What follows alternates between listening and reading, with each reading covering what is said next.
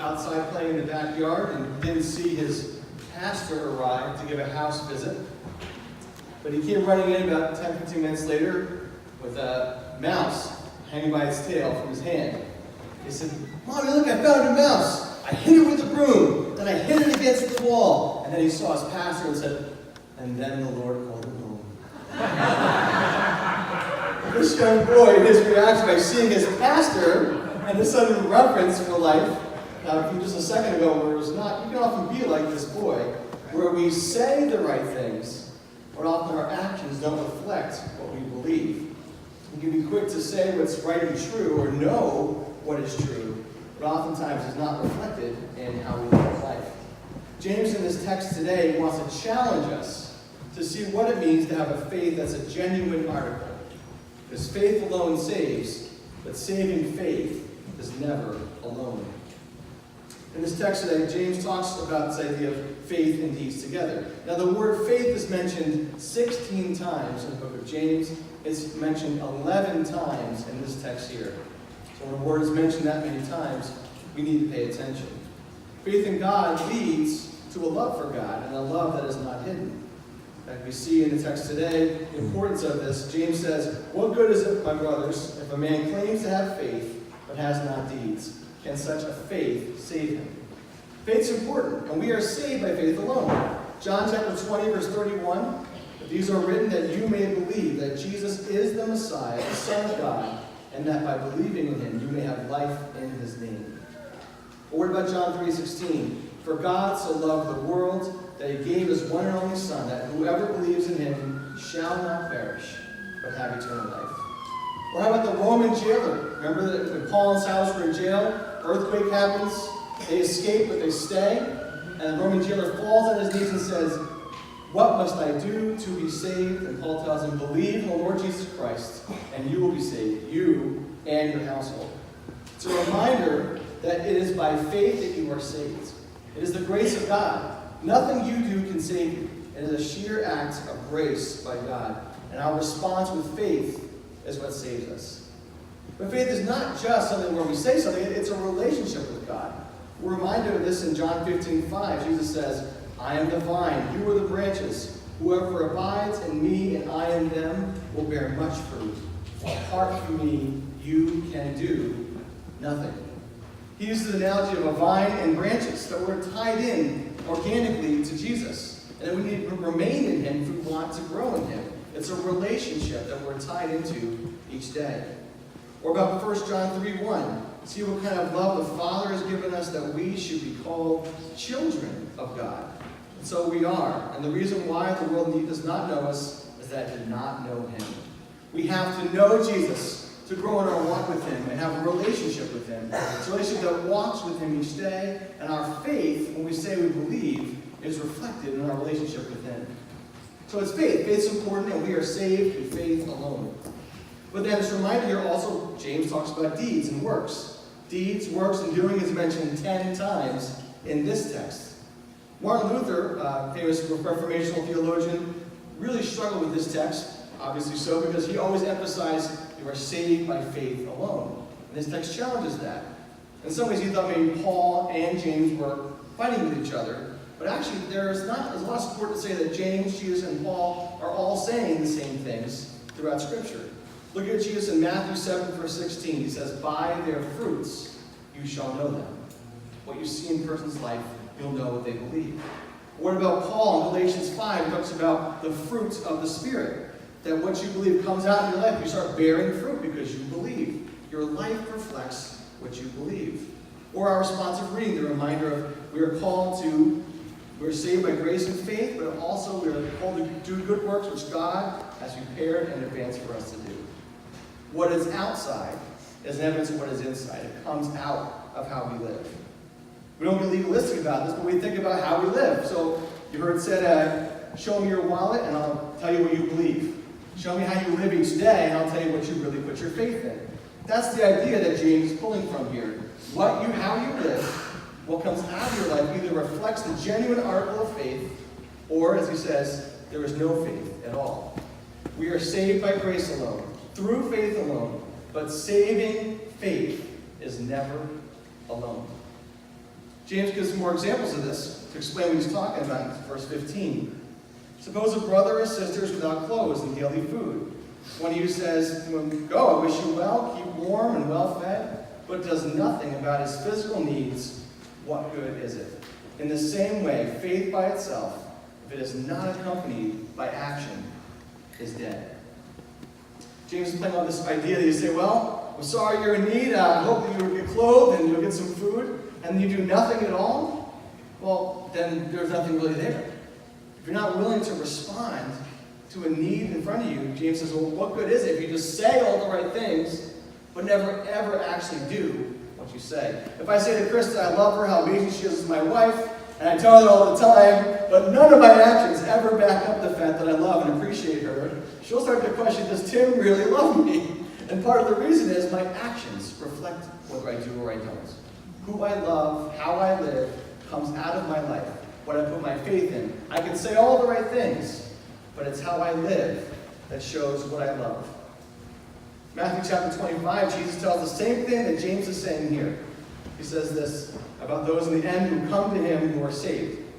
The king will say to those on his right, "Come, you who are blessed by my Father, take your inheritance, the kingdom prepared for you since the creation of the world. For I was hungry, and you gave me something to eat. I was thirsty, and you gave me something to drink. I was a stranger, and you invited me in. I needed clothes, and you clothed me. I was sick, and you looked after me.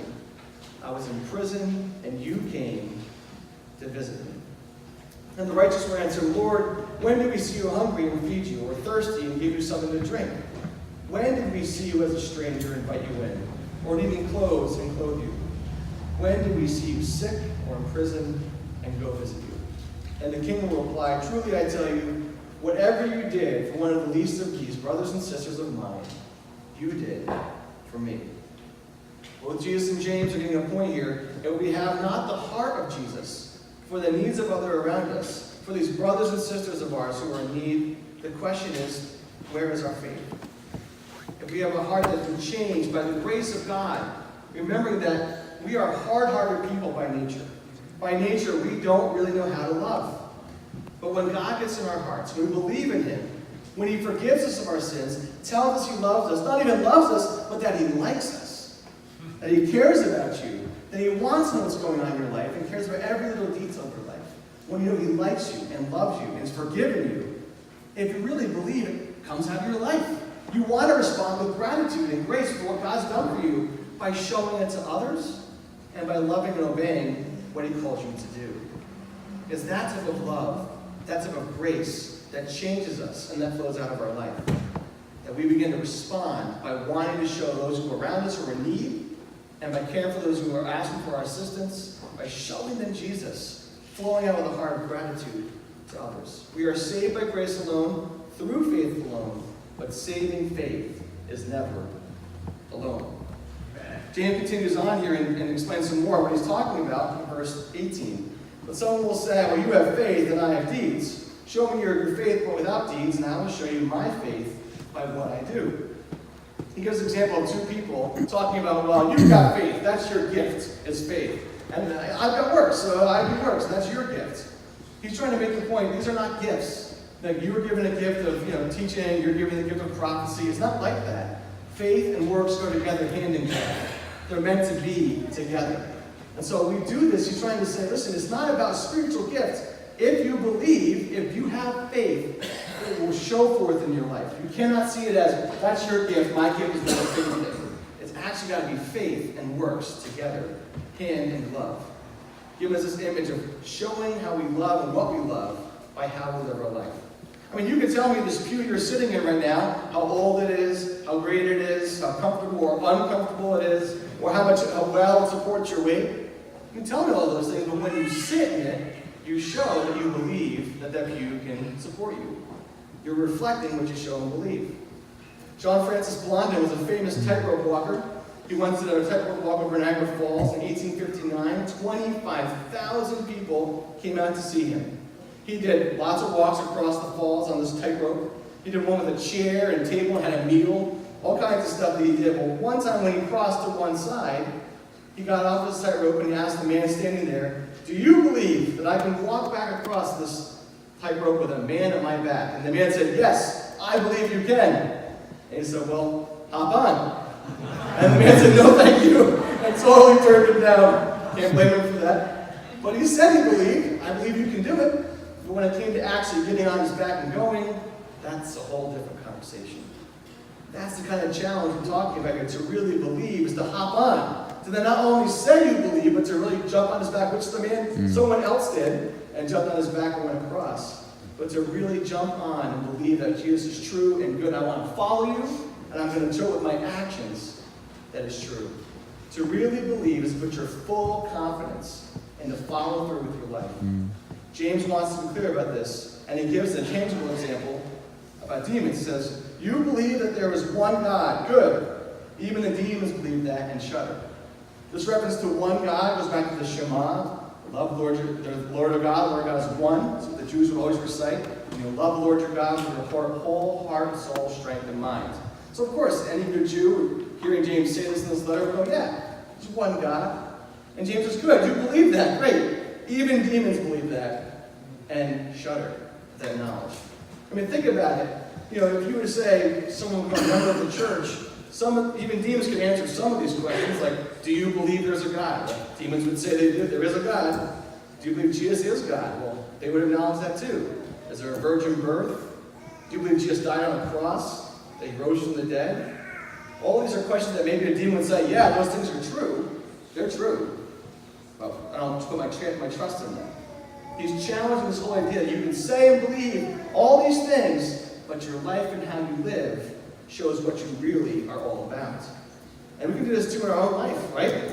I'm having to write this paper for ordination, going through what I believe and slogging my way through this thing and pulling out scriptures and asking myself, do I believe that statement? Every sentence on this paper, I'm asking myself, do I really believe this? Is that true? Because I got to stand in front of people and defend it in front of other pastors and say, this is what's true. I believe this to be true. Because it's not just something I'm saying. If what I'm doing is just something on a piece of paper to jump through a hoop, what's the point? Really? But if I really believe this and I'm putting my whole weight into it and saying, this is what I believe is true and following Jesus' Lord, it makes all the difference about what I believe and how I believe it. So you can say all the right things, as you said with the demons, and you can even have an emotional reaction. Look at the demons. They shudder at the knowledge that Jesus is Lord. You can even have a great Sunday where you have a great emotional reaction. You might even say you believe something, but when you leave the church and how you live, your everyday, ordinary life will show up whether you really believe. It will show in your life. It will come out. What your faith is, whether it's a genuine article or not, is shown putting your money where your mouth is and living it out. We get many beliefs right, we check many boxes, but it's still not a saving faith. Not just saying these things, but showing it with our lives reflects that Jesus is Lord.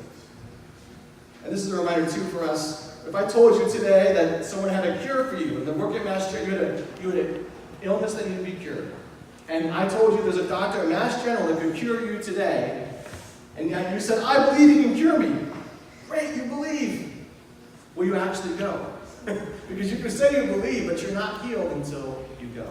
It's responding, saying, I believe in faith. And because faith alone saves, but saving faith is never alone, James gives us two examples from the Old Testament that can help us in this text as well. He says in verse 20, you foolish man, do you want evidence that faith without deeds is useless? Was not our ancestor Abraham considered righteous for what he did when he offered his son Isaac on the altar?